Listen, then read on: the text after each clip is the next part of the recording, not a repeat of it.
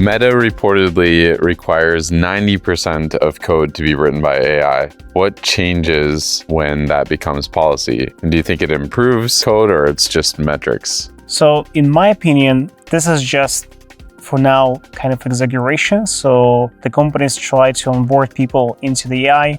So to try boost the coding efficiency.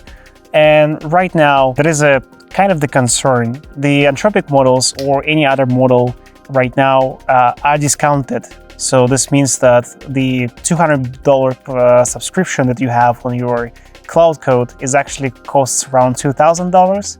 So what happens when they will have to raise the prices?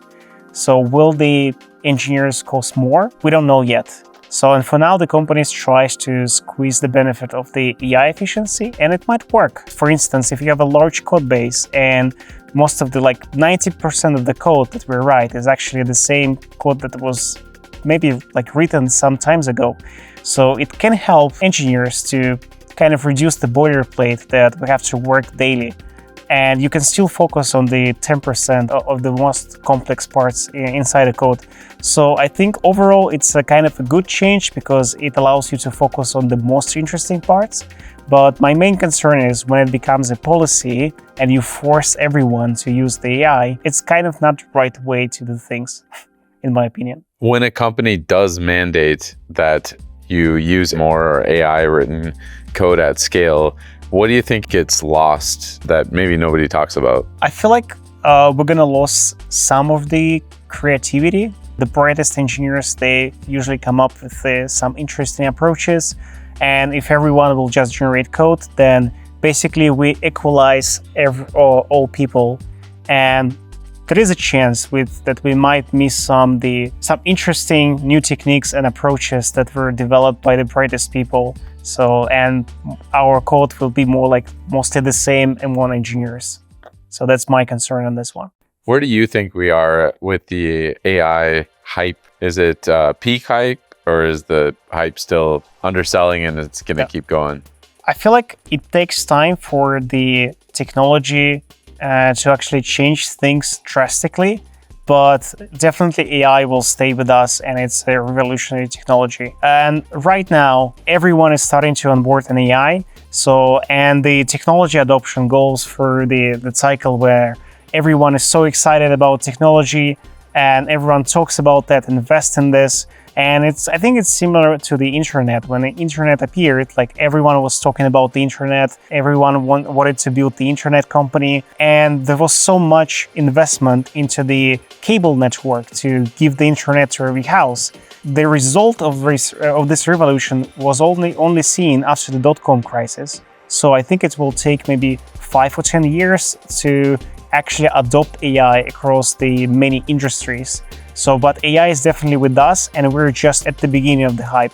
So once hype will go down, the actual integration of the AI, in my opinion, will be significantly higher. It's just everyone will kind of get used to the AI and AI will be everywhere in our lives. What's one thing that AI is genuinely great at versus one thing that you kind of expect it to do that it just can't yet?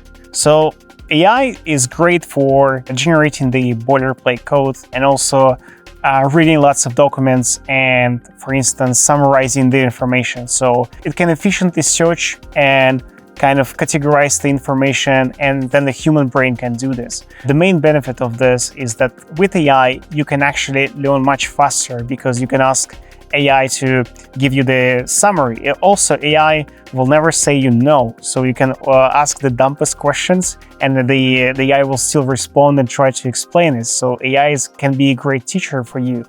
And one thing that's AI is still bad is the determinism. So every time you ask the same question, you can get the same response. So AI and LLMs, they're not built to be as the immutable function where you get the input and the same output every time.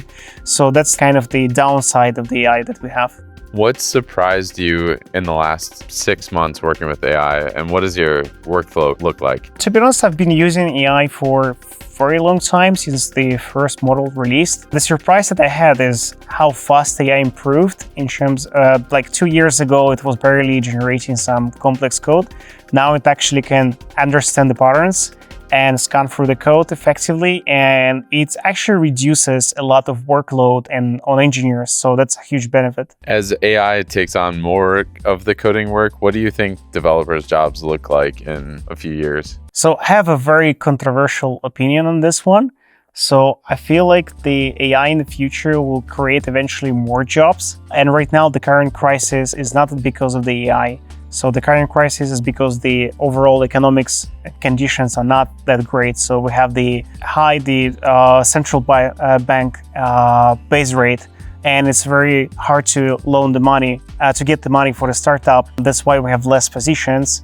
And also, there was a period in the COVID where every company overhired engineers, and we overcreated all these positions. So I think the current crisis is not like directly related to the AI, and as a result, the developers will still exist. I think in the next 5 years, we'll still have the developers who needs to understand the code.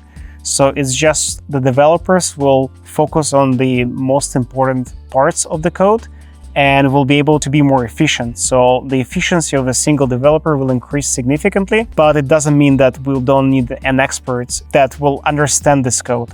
So the reason is that now we produce so much code, and if nobody will understand this code, how the big application will work. AI can do 90% of the work, but as the Pareto principle is the last 10% are the hardest one. What skills do you think will separate developers who thrive in this AI-heavy kind of workflow versus those who might get left behind or not as successful?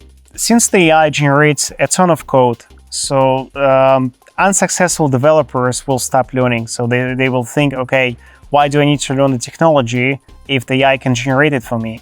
But what will separate you from the other engineers? So basically every engineer will now be able to generate the code, but the experts that actually understand the code deeply, like you can profile your code, you can understand how the code works, how the engine of the code works, and so on.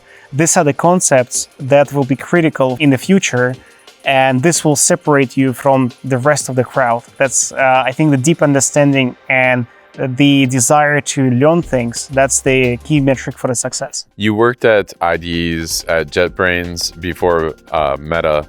What are AI coding tools getting wrong about how they integrate into the dev workflow, and what would you like to see moving forward?